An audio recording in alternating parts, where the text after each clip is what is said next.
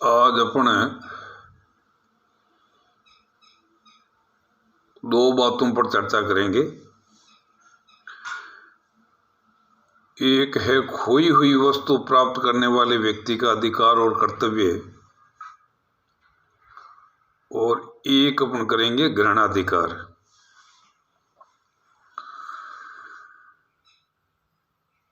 खोई हुई वस्तु के संबंध में धारा 71 के अंदर लिखा है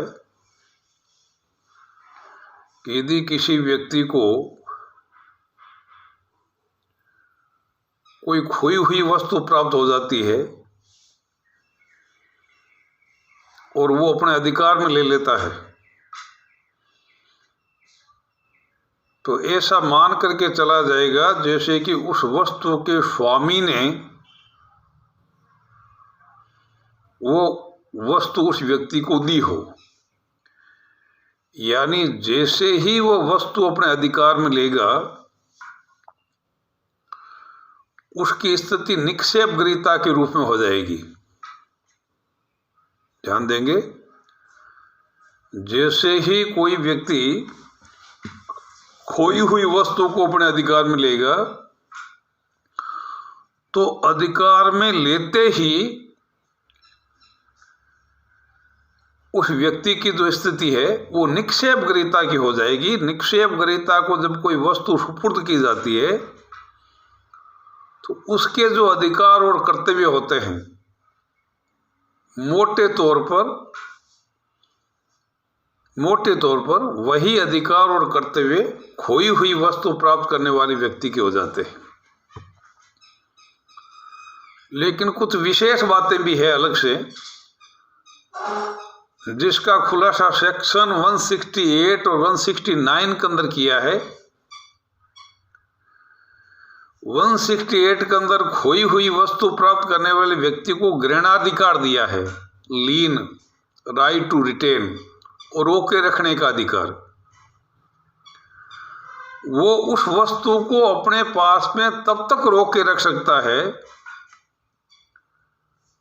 जब तक कि मूल मालिक, मूल स्वामी के द्वारा जो उसने खर्चा किया है मूल स्वामी को ढूंढने के अंदर या वस्तु के रख रखाव के लिए, उसकी सुरक्षा के लिए, जब तक खोई हुई वस्तु प्राप्त करने वाले व्यक्ति के द्वारा न्यायोचित तरीके से जो व्यय किया है वो जब तक भुगतान करने के लिए तैयार नहीं होता, तब तक वो उस वस्तु को रोके रख सकता है। ये ग्रहणाधिकार है। ग्रहणाधिकार का मतलब ही राइट टू लीन है, रोके रखने का अधिकार।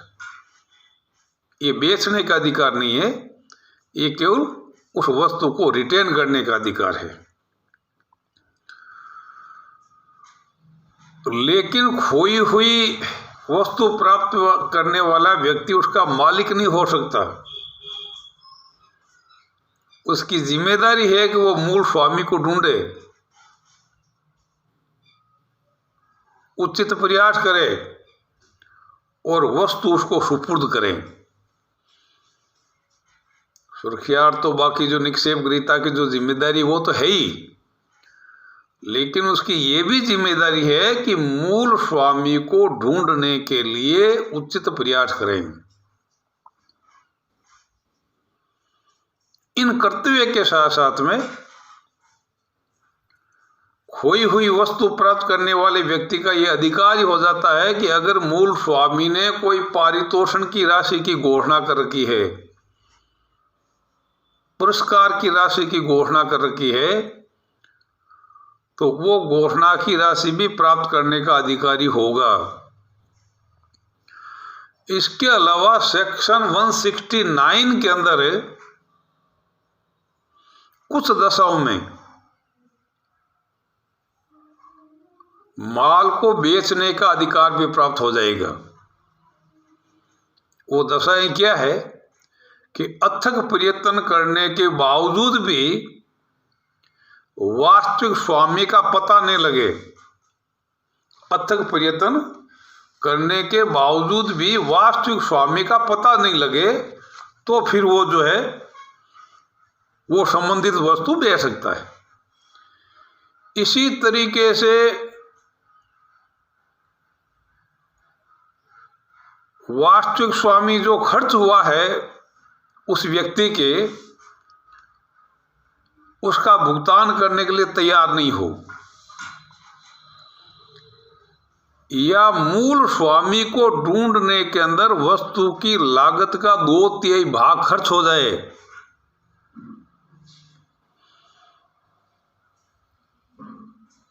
या अथक प्रयत्न करने के बावजूद ही वास्तविक स्वामी का पता नहीं लगे, या मूल स्वामी को ढूंढने के अंदर उस वस्तु की लागत का 2/3 भाग खर्च हो जाए, या वस्तु नाशवान प्रकृति की हो, पेरिसेबल गुड्स, तो इन दशाओं के अंदर वो व्यक्ति उस माल को बेच भी सकता है, बेच भी सकता है। तो ये एक शॉर्ट नोट के रूप में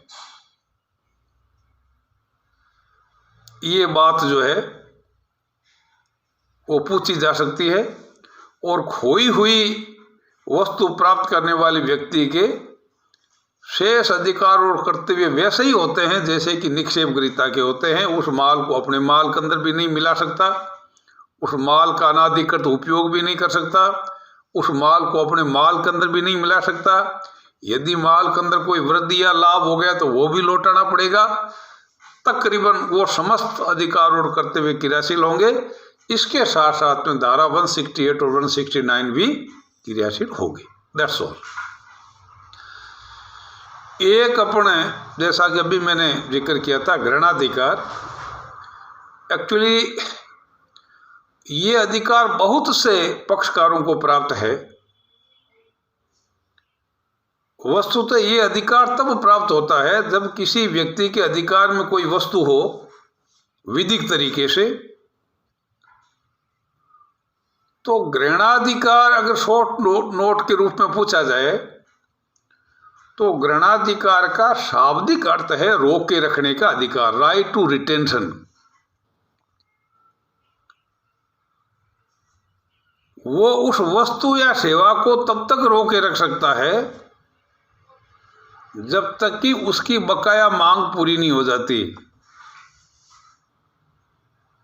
जब तक कि उसको विधिक रूप से भुगतान नहीं हो जाता।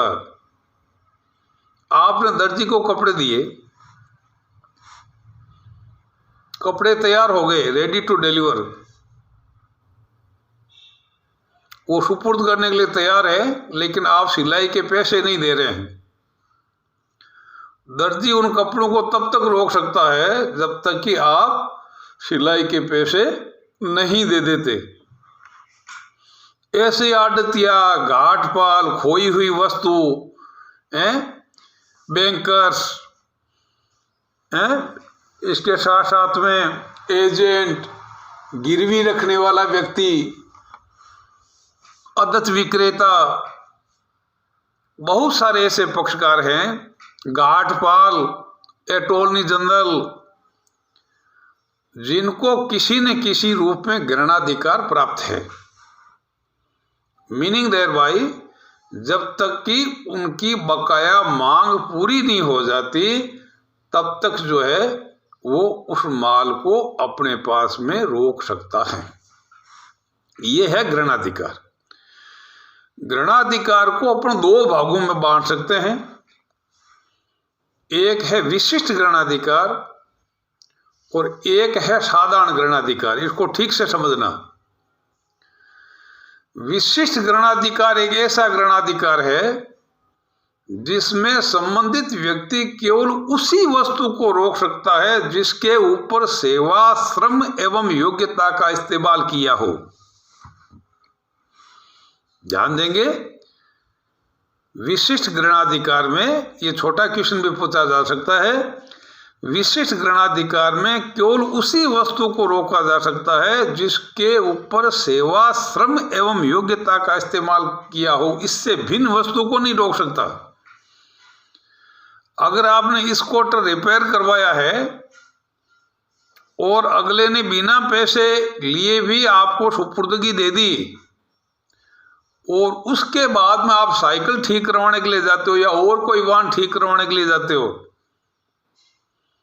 तो दूसरे वाहन को पहले वाहन के वेग के प्रयोजन से नहीं रोका जा सकता, क्योंकि निक्षेप ग्रहीता को जो है वो विशिष्ट गणनाधिकार प्राप्त है। जब तक कोई विपरीत शर्त नहीं हो तब तक उनको विशिष्ट गणनाधिकार ही प्राप्त होगा। सामान्य ग्रहणाधिकार एक ऐसा ग्रहणाधिकार है जिसमें किसी भी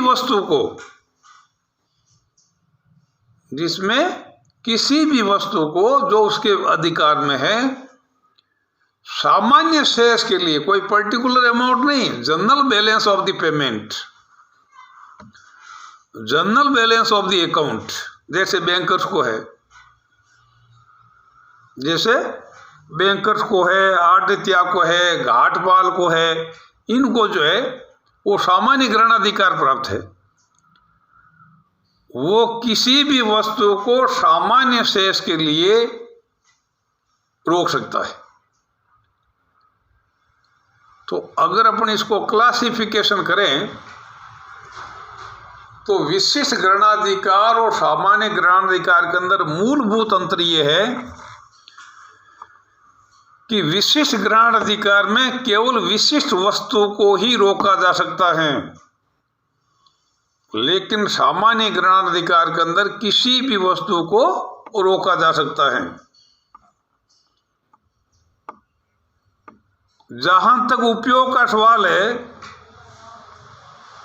मैंने आपको बताया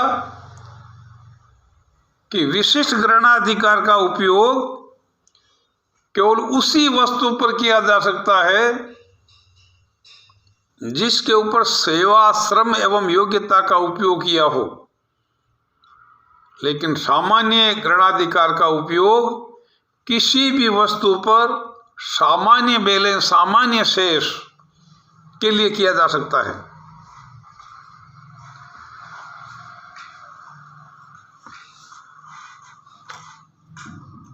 विशिष्ट ग्रहणाधिकार को सामान्य ग्रहणाधिकार प्राप्त नहीं होता है, लेकिन सामान्य ग्रहणाधिकार को विशिष्ट ग्रहणाधिकार अपने आप ही प्राप्त होता है। ध्यान करेंगे, विशिष्ट ग्रहणाधिकार का फैलाव सामान्य ग्रहणाधिकार तक नहीं हो सकता, लेकिन जो सामान्य ग्रहणाधिकार जिनको प्राप्त है उनको विशिष्ट ग्रहणाधिकार प्राप्त नहीं हो सकता। पक्षकार मैंने आपको बताया था, अदत्त विक्रेता, खोई हुई वस्तु प्राप्त करने वाला व्यक्ति, गिरवी ग्राही, एजेंट, निक्षेप ग्रहीता, सामान्यतः इनको विशिष्ट ग्रहणाधिकार प्राप्त हैं, लेकिन बैंकर, आढ़तिया, घाटपाल, बीमे के दलाल, उच्च न्यायालय के अटॉर्नी या अन्य किसी लिखित अनुबंध के द्वारा किसी व्यक्ति को सामान्य ग्रहणाधिकार प्राप्त है तो उस अधिकार का उपयोग किया जा सकता है। तो ये जो दो टर्म्स है, ग्रहणाधिकार और खोई हुई वस्तु प्राप्त करने वाले व्यक्ति का अधिकार और कर्तव्य, ये प्रत्यक्ष से आपको देखना है और इसके संबंध में कंप्लीट खुलासा है। बात केवल इतनी है कि अधिकार का उपयोग तभी किया जा सकता है जब उसके अंदर वास्तव में सुधार हुआ हो, विधिक तरीके से वस्तु रोकी हुई हो, वस्तु संबंधित व्यक्ति के अधिकार में हो। एक बार अगर वस्तु हाथ से निकल जाती है तो फिर वापस जबरदस्ती से वस्तु प्राप्त करके उसके ऊपर ग्रहणाधिकार नहीं हो सकता। That's all.